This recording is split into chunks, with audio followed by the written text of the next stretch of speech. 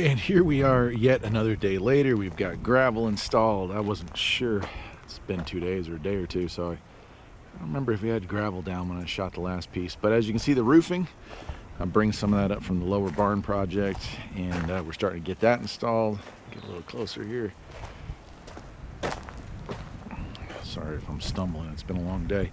But we have our nice enclosed area here. That's going to be for garden implements or tractor stuff or whatever. I might stack firewood in there, I don't know, but it's more enclosed space. Got this wall that I do have to build myself.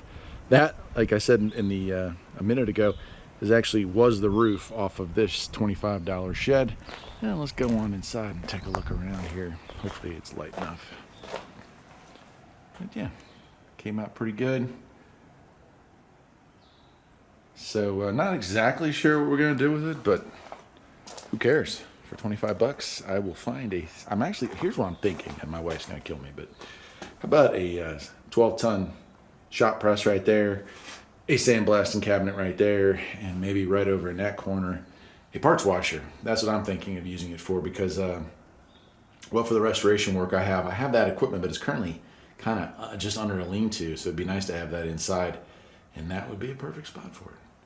Anyway, let's get back to it. I'm hoping to get the rest of the roof on before nightfall. I don't think I'll get that last wall built, but we'll see. It's coming along pretty good. And look at that. Magic strikes again with the miracle of the internet and modern video editing. I think we're wrapping up part 3 today. As you can see, we've started the siding. I don't have it all up yet. I still got 2 sides to go.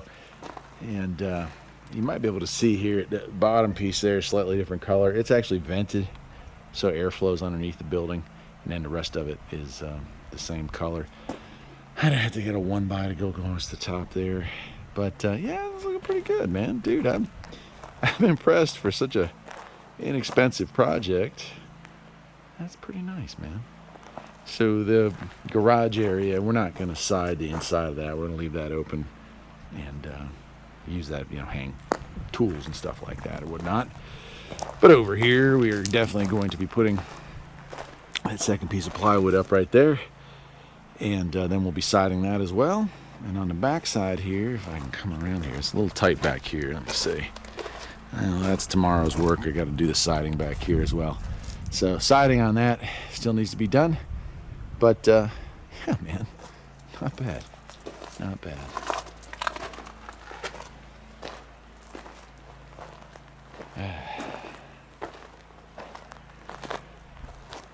There's a saying I heard years ago that actually makes a lot of sense as I grow older, and that is, if you're going to be poor, you better be smart about it. And I think that's what this all kind of stuff comes down to. When I get into these spring projects, and I'm sure a lot of folks probably watch these videos and think I'm just blowing wads of cash here, but this is very, very a tight budget. This is, that window, that glass door, and that other window, that all came with it. The siding is from another project. It was like clearance stuff that we got from another project, had tons left over. Heck, I thought we were going to use it all up. If you look, I bet you we still got tons of it left when we're done, which is kind of a bummer because I'm tired of storing it. And the roofing on this, that metal roofing that we put on there, that's leftovers from the barn build. So, I mean, it's, yeah, have I spent some money on it? Yeah, but I think to build something like this, paying full price, you'd be looking at, I don't know, man, $2,000, $2,500 maybe. And I'm in it for, I think $350 is what it's going to end up being. And most of that was the 2 sheets of plywood for the bottom, those 2 sheets of plywood that didn't come with the original building that we got for 25 bucks. And then it was 6 sheets of $25 a piece metal roofing. So not a whole lot, man. I mean, not bad in the grand scheme of things, I would say.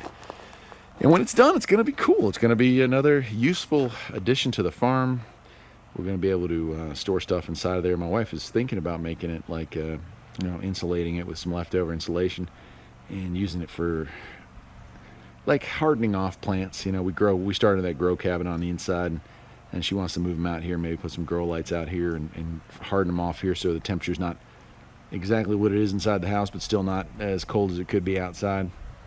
And of course, I'm just going to store stuff in here Might put the backhoe attachment for the Kubota in there. I bet you it would fit perfectly, keep it out of the rain. So anyway, that's it for part 3. In part 4, I will show you it all finished up, and then maybe part 5 someday we'll finish off the inside and make it like a little cabin or something. I don't know.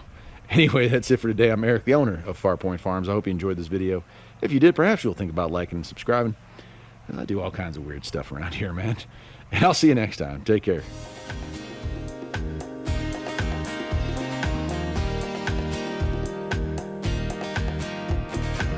There's always something that needs a little fixing on farm.